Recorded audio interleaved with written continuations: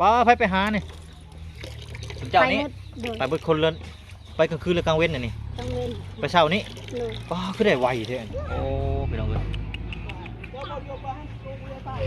ไฟมาหรือเปล่า ไฟมาบอกมือนี่ห่วยก็ได้ชิบมาอีกได้ยกรถชักเทิงได้บัตรเต้นให้เบิ่งดู ข้าวต้มเค็มเด้อขอบใจป่ะสิโอเคอ่ะโอ้ลงเลย ลงไปทีเรียบร้อยแจ้งจังป้างบ้านนี้เรือ10แล้วให้น้องมุกเด้อ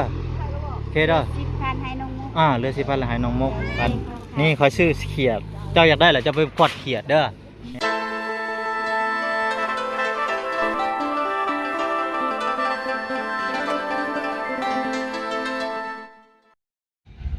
น้องพี่น้องเปิดภาพมาตอนนี้มาเจอกันในตอนสวยๆน้องเขามาหาน้องไก่ท้องเพื่อนพี่น้องเนาะมาเบิ่งสร้างเพื่อนตอนนี้กำลังเฮ็ดงานอยู่พี่น้องเนาะกำลังมุ่งเฮ็ด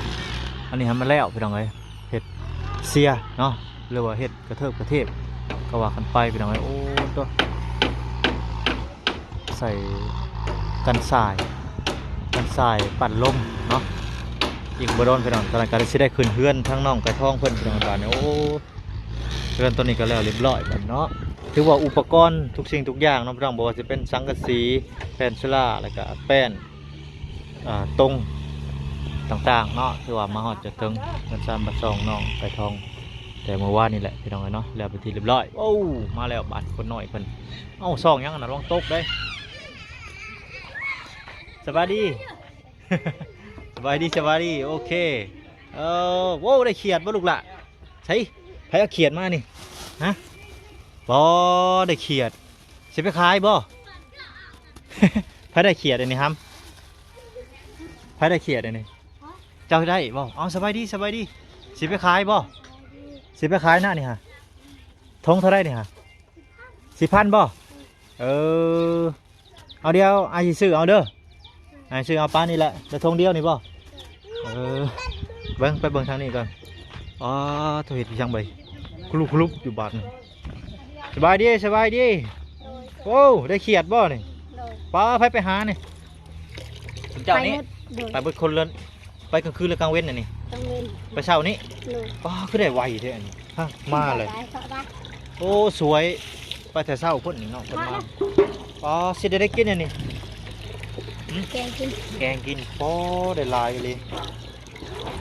ไปแต่เช้าคนมือที่ไปอีกบ่ได้ไปว่าสิไปนำมือได้กับบ่ได้ไปใช่ไปมือหนักกับ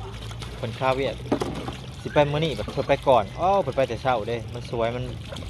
นั่นได้สวยเลยมันแดดไปสวยต้องไปแต่เช้าเนาะน้องกระท่องกับไปบ่ไปเบิดน้องมุกได้สะไปอีกน้องมุกกันมื้อนี้บ่ได้ขายมื้อแกงกินเนาะเพราะว่าบ่มีอาหารก็เลยแกงโอ้มีหอดเขียดค้าค่ำพุ่นน่ะเขียดค้าเงินก็มีเขียดค้าค่ำก็มีเขียดหน้าก็มีโอ้เฮ็ดได้เอานี่ฮะเอาคุดเอาบ่เฮ็ดได้เอาฮะไปคือว่าบ่ฮู้น่ะกูใจกูถึงจะเอาแบบได้สิกระไพต่อยเอาบ่เอาไม้เขียวมันอยู่ในสายห่วยอาริยบัตรเลยพักยังนะ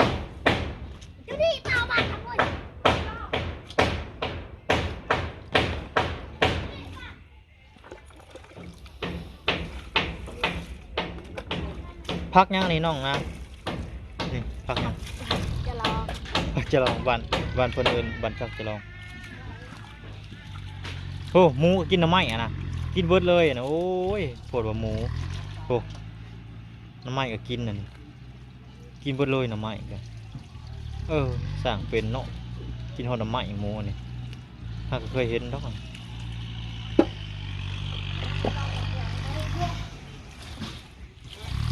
เอาพักใส่บันไปดังเนาะไปแกงมาเบิ่งแกงบ้านมาเบิ่งแกง ผักใส่น้ำแกงเขียดน้ำ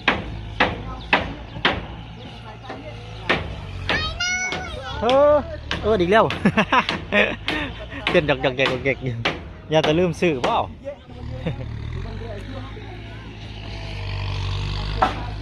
ปอต้นน้ำบ่นี่ฮัน โคตรโพน้ำคือว่าแหละเขียดลายเนาะเขียดลายรีโป้พี่น้องเอ้ยเพิ่งหมอเนี่ยเขาเตะโดนพื้นขวมแล้วมันหมอขวมบริกิน แย่สักเรื่องนี่โอ้พี่น้องเอ้ยเขียดชาย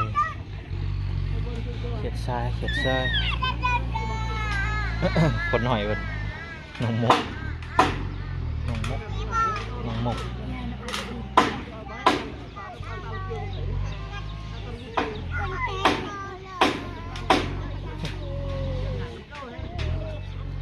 เพิ่นมาดุดน้องเพิ่นว่ายังปวดเขียดลมมาเลยมาเนี่ยเอ้าสบายดีไม่ใหญ่อันเนี้ยไม่ใหญ่แดง ไม่ใหญ่แดง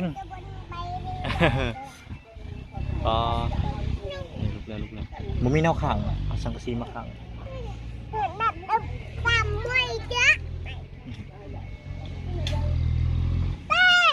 เต้ โอ้ยังสิไปใช้สิไปเบิ่งรถดุดบ่จะไปเบิ่งรถดุดบ่อยากเบิ่งเด้เบิ่งนี่ก็ได้ล่ะหรือสิขึ้นต้นไม้นี่บ่ง่อยเบิ่ง ขึ้นบ่ต้นไม้ง่อยเบิ่งว้ายเหรอ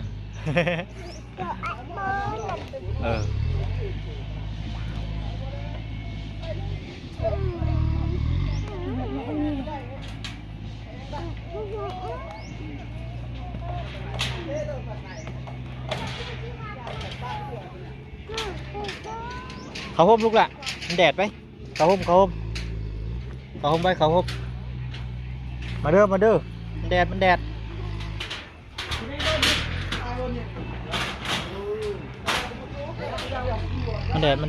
ทำมาห่มไฟมาหรือเปล่า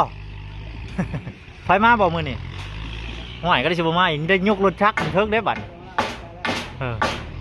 น้ำรถจักรขึ้นไว้เทิงได้บัด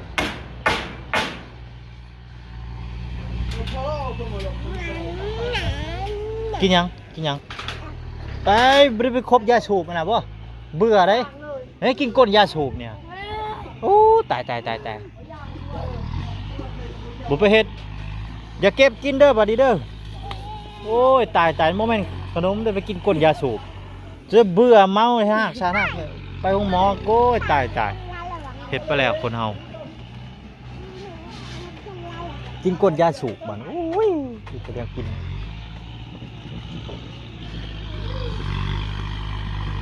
โอ้สิไปใช่น่ะอะไรไปเบิ่งรถดุดบ่ไปเบิ่งรถดุดเพิ่น เก็บผักโอ้แกงใส่ผักอันนี้แกงใส่ผักบัวผักบัวนี่แหละหอมผักบัวบ้านเฮานี่หอมผักบัวใหญ่ๆน่ะบ่จักปั้นได้ฮะสิเข้ามาบ่ กินก้นยาสูบก็เป็นบาดโอ้ยตายแล้ว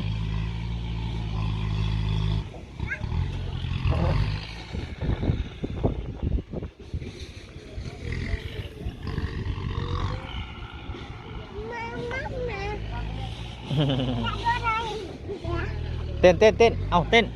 ดูเต้น เอาเต้นแบบบ่เป็นแต่บัดนี้ซองยังเด้ยเบิ่งรถดุดบ่เบิ่งรถดุดเต้นให้เบิ่งดู เต้นดีเต้นปีหน้ามาเต้นเลยเต้นได้ไหม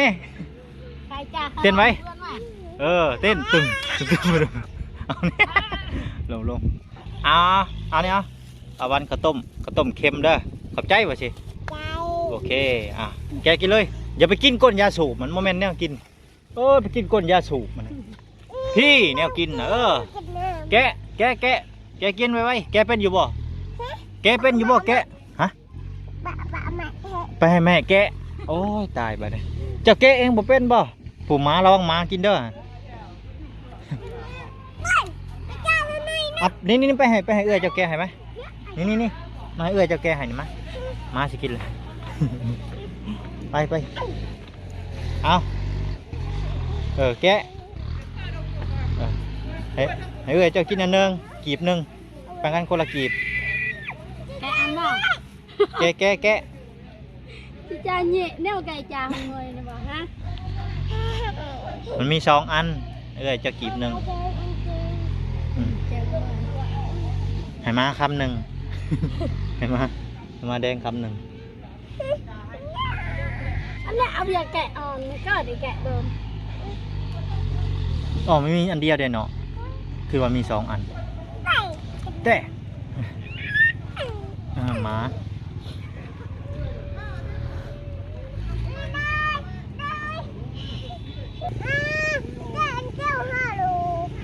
เอาลงไปได้แอมบ่แอม โอ้มากินข้าวต้มเข้มใจเข้มข้าวต้มเวียดใส่ใจเข้มแซ่บหลาย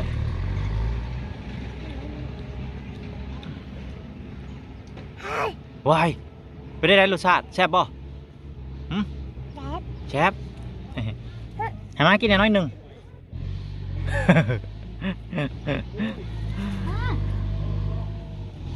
เอาใส่พักนะน้ำบ่พักนี่ก็ใส่น้ำบ่โอ้หน่อยเดียวนี่มันเป็นยังโบราณก็เป็นหยุ่มนะนี่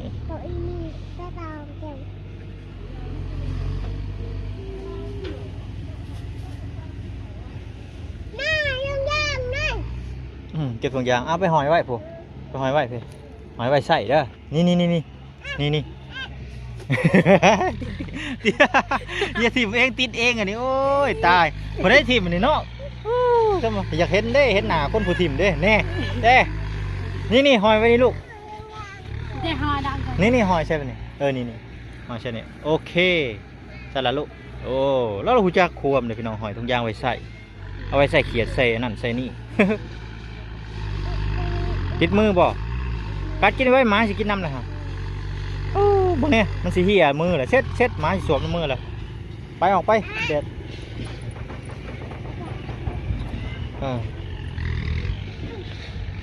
เดี๋ยวสิอุ้มออกมาสิอุ้ม อุ้ม อุ้มคนน้อยออกเอาหมากินได้โอเค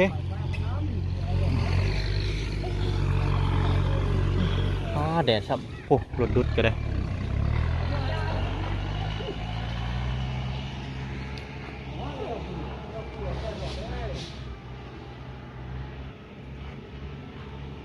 แกงเขียดไปแล้วเนาะนี่อลิตุ๊ดอลิเบิร์ดจะเอาใบตองให้มันเนี่ยจับดีเอาใบตองอลิตุ๊ด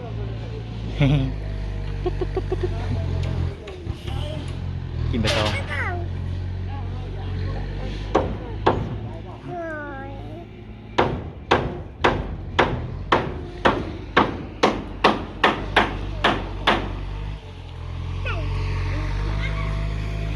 ฮะเป็นยังเป็นกันเลย ตัวจานจะเล็ดอายุไฟแห้งปวดบ่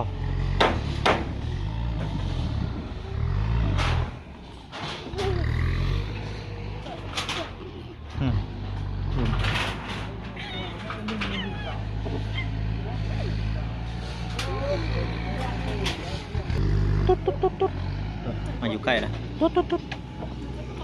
หู้ละเริ่มหู้ละบลักเลยปล่อยไปเลยบ้านเนี่ยกินเขียวกินไว้เนี่ยกินไว้ลูกยอมกินตอนนี้กำลังใส่ผักหลังผักปรุงเกลือไปนัวปลาแดก ใส่แกงเขียดพี่น้องเนาะอ๋อหอมกลุ่มเลยแกงเขียดทรายซ้ำพี่น้องเลย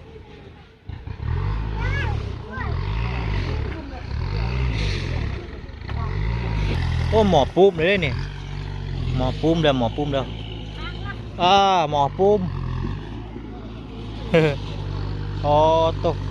น้ำบักลายเอาใส่น้ำมันอีกหน่อยนี่เอามันบกคมบ่โยช่างว่าแท้นี่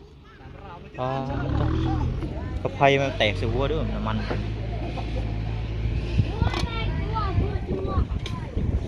โอ้ลมที่ฝุ่นไงใส่หัวสร้างแล้วปวดโคตรฝุ่น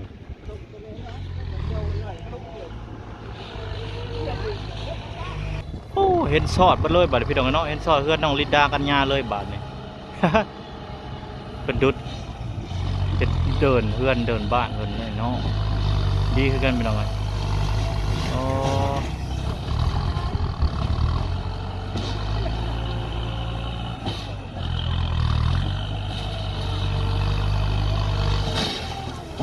ตัวครับ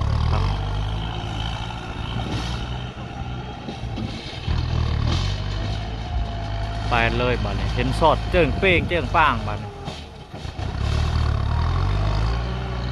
โอ้เห็นคักแล้วพี่น้องเห็นปุ๊บ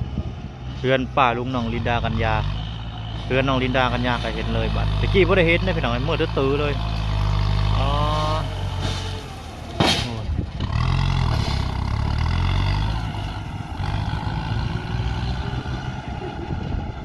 สนเบื้องนี่บาดโอ้ไม่ติวลงเตาคักแล้วนี่ไม่ติว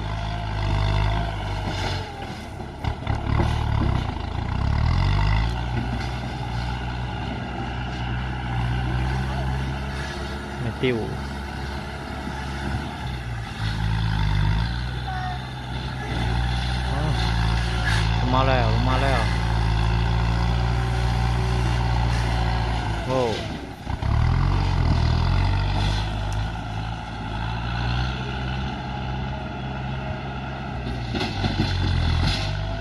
เรือตอนนี้บานเรือหยุ่มเดียวสอดเบิดเลยบาน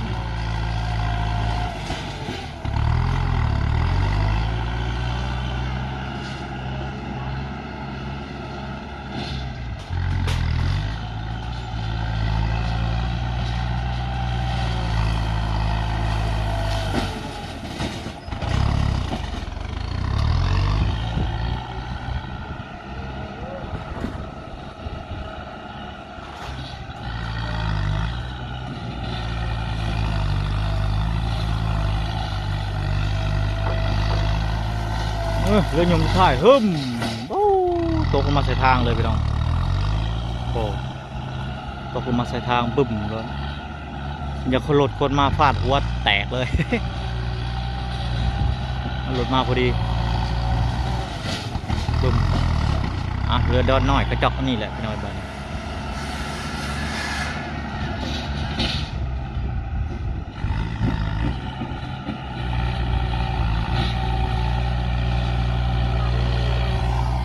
ใช่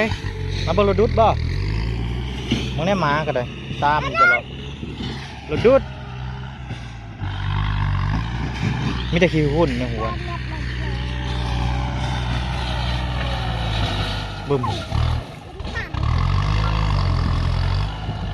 เรือดอนน้อย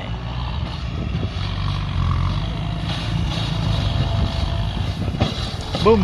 โอ้บึ้มโต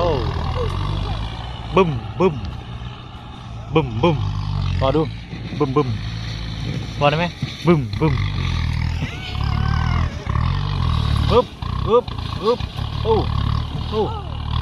อ้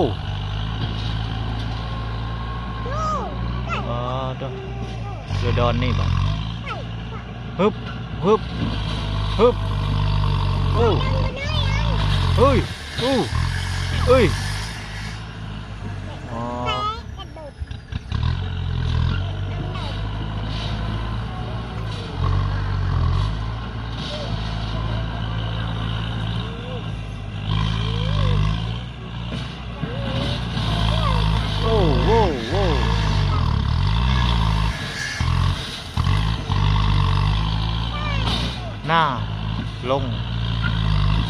ฮึบ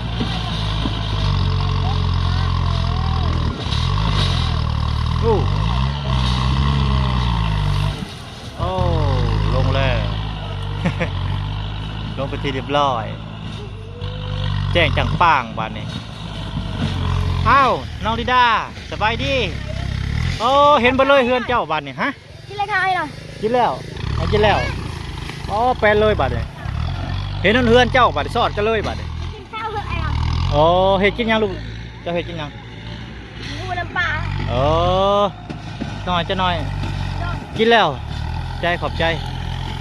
น้องลิดาไปตามกินข้าวพี่น้องแต่ว่าบ่หน่อยกินมาแล้วบ่หน่อยกินข้าวเหนียวบ่ได้พี่น้องเอ้ยเพิ่นมีแต่ข้าวเหนียวในเฮือนเพิ่นเนาะอ๋อฮุบฮุบฮุบฮุบโอ้ไถไปเบิดแล้วเพิ่นไถโอ้โอ้โอ้โอ้โอ้ขวดแล้วบัดขวด รถดุดเพิ่นน่ะ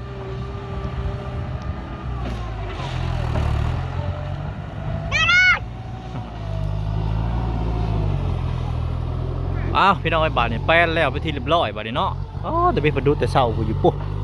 ดุดเบิกไปพี่น้องเอ้ยจนแล้วแจ้งจังป้างพี่น้องไอ้บาทนี่เนาะเลี้ยวเห็นซอดทั้งสองเฮือนบาทถ้าสร้างเพิ่นก็เฮ็ดแล้วเนาะ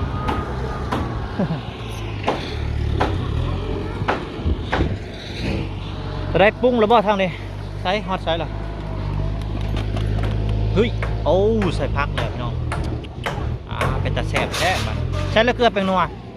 ยังใส่แต่พักซื่อ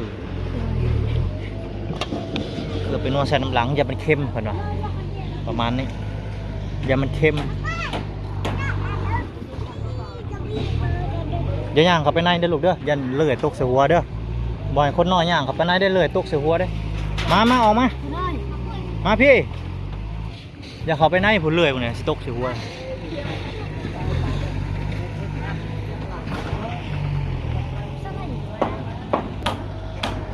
โอเคน้องพี่น้องมื่อนี้กระทั่งว่าน้อยก็เข้ามาอัปเดตอันสร้างประเด็นเฮือนเนาะพี่น้องตอนนี้กับไฟกับบริดับมือน่ะไฟดับเอาไฟหลุดจักแล้วก็ทางน้องๆเพิ่นก็ไปหาเขียดพี่น้องเนาะบ่น้อยก็สิซื้อเอาธงหนึ่งพี่น้องซื้อเอาเขียดเพราะว่า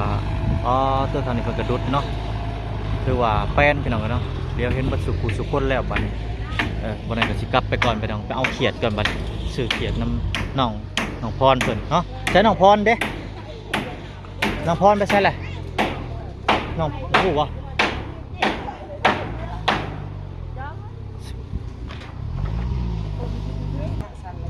ซื้อเอาเขีย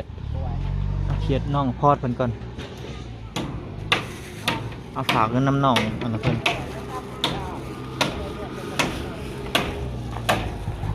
นี่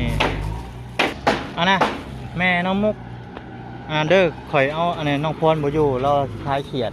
เดี๋ยวสิฝากเงินไว้น้ำเจ้าเด้อเขียดไผนี่เขียดน้องพรบ่เพิ่นเอาเพิ่นสิขายหาบ่เห็นผู้เจ้าเพิ่นแล้ววันนี้สิซื้อน้ำเพิ่นเนาะ20,000บ่บ่เพิ่นว่า10,000 เพิ่นว่า10เหลือ10แล้วให้น้องมุกเด้อโอเคเด้อ 10,000ให้น้องมุก เหลือ10,000แล้วให้น้องมุก กินแล้วบ่พรได้ บ่พร10,000นี่ขอซื้อเขียดเจ้าอยากได้เหรอจะไปขวดเขียดเด้อขวดเขียดได้หลายมาให้นะว่าว